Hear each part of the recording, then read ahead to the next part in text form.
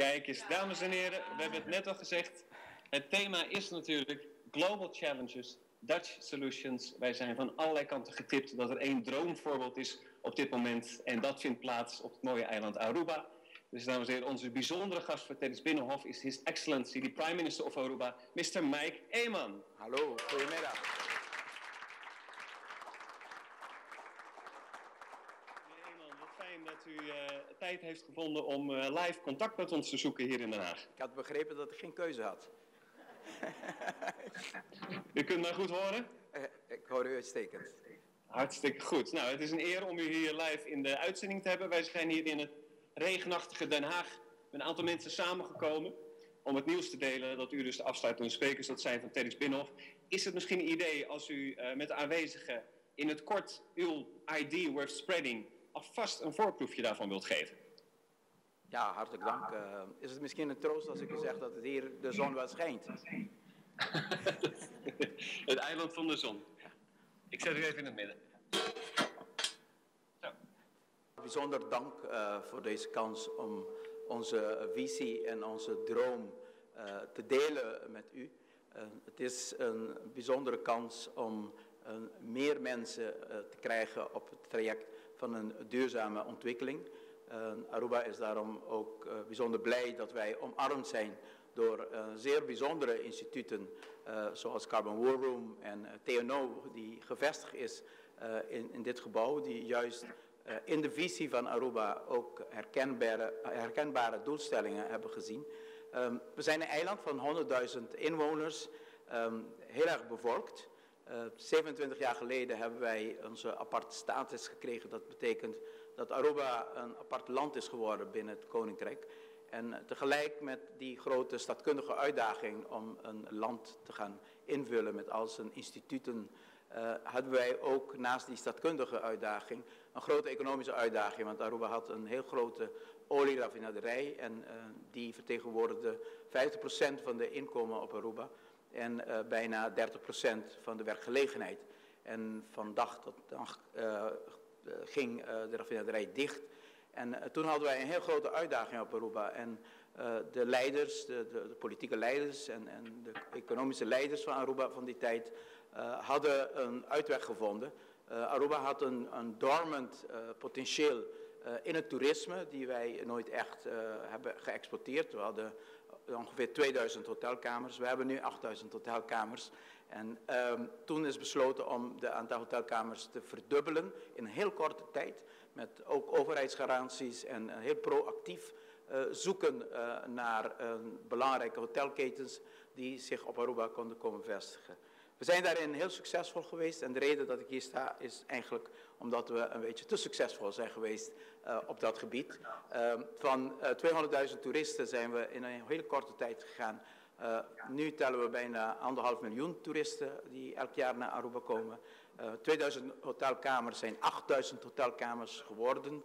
Ik hoop dat als ik de TEDx talk hou in Binnenhof, dat ik ook die plaatjes kan laten zien van alle stranden die helemaal volgevuld zijn met bijzonder grote hotels van alle grootste ketens in de wereld.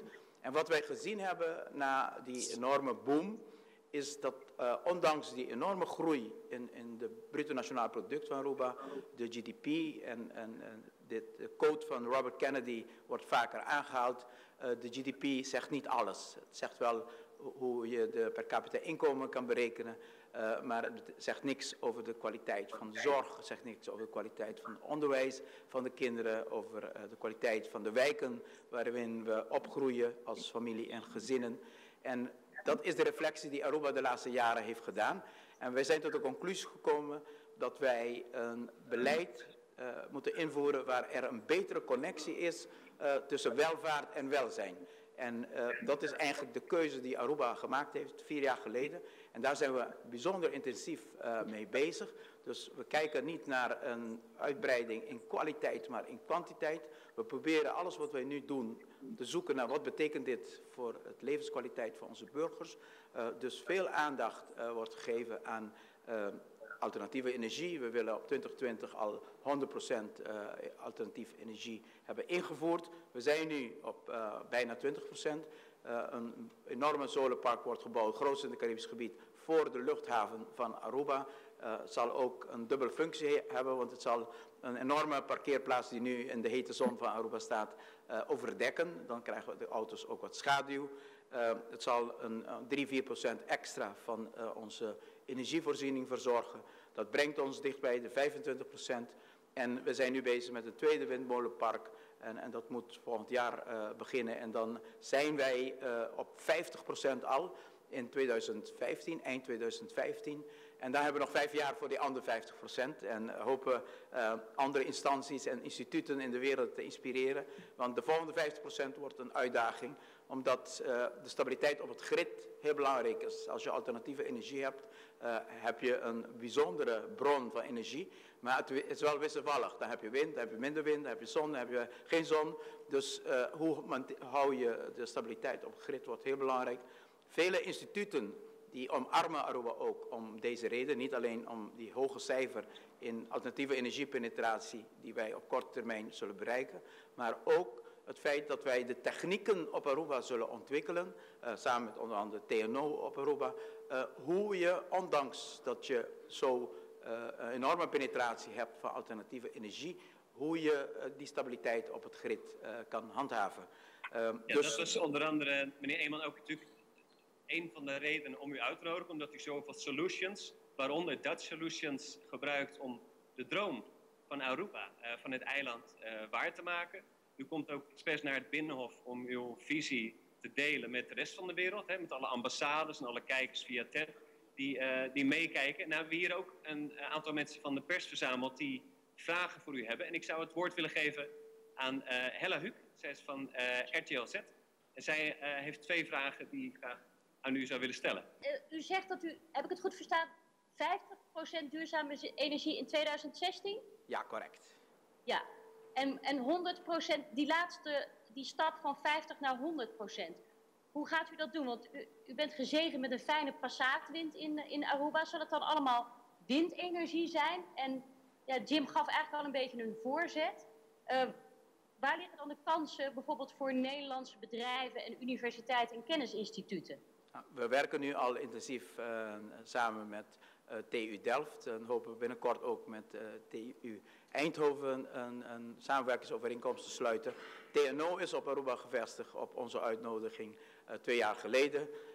En die zijn ook intensief bezig met de studie. En de grote uitdaging, en u merkt het correct op, is hoe hou je de stabiliteit op het grid als je naar 100% gaat. Want die bronnen zijn toch wisselvallig. En de reden waarom de wereld naar Aruba zal kijken is juist omdat wij een antwoord zullen vinden op die vraag. Het zijn verschillende opties die al bestaan. Opslag, u kent het, batterijen, toch iets minder aantrekkelijk. Grote vliegwielen, waterkrachtreservoirs, compressors onder water. Er zijn verschillende technieken die ook in Nederland nu in ontwikkeling zijn en in research zijn. En het zal een bijzondere plek zijn in de wereld waar deze technieken uitgeprobeerd zullen worden. En onze waterenergiebedrijf is daar al mee bezig. En dat is wat ook Nederland een enorme kans geeft om Aruba te zien als een researchplek en ook als een vitrine voor nieuwe uitvindingen. We zijn op 30 kilometer afstand van grote markten in Zuid-Amerika. En die zoeken ook allemaal oplossingen, niet alleen op het gebied van alternatieve energie, maar ook duurzame ontwikkeling in de sociaal-economische zin. Men heeft daar enorm te kampen met grote inkomensverschillen.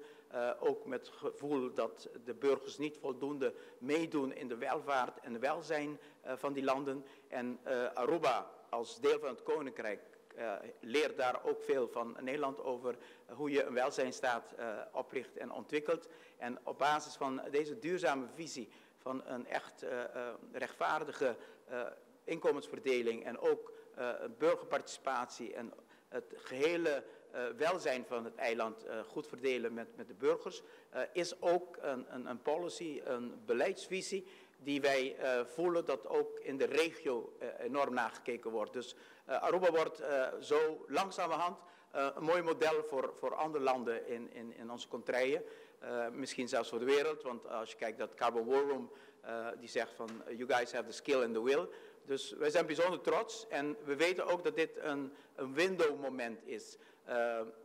Grote instituten in de wereld die maken zich zorgen over duurzame ontwikkeling. En die kunnen moeilijk grote landen en grote steden overtuigen van dit traject. En zien zo'n eiland als een bijzonder partner om die grote landen te bewijzen dat het kan. Dus wij worden op dit moment omarmd en we grijpen ook die kansen direct aan. Heel hartelijk dank, meneer Eeman. Aruba dus een beetje als proeftuin voor de wereld. Ja. Gezien de verbinding is helaas iets slechter dan we hadden gehoopt. Maar we gaan uw verhaal dus dadelijk in de Ridderzaal horen. Heel erg hartelijk bedankt voor uw tijd en tot ziens. Bijzonder dank voor de uitnodiging. Veel succes. Ik hoop dat jullie toch wat zonneschijn zullen krijgen vandaag. Dank u wel. Dag. Dank u wel.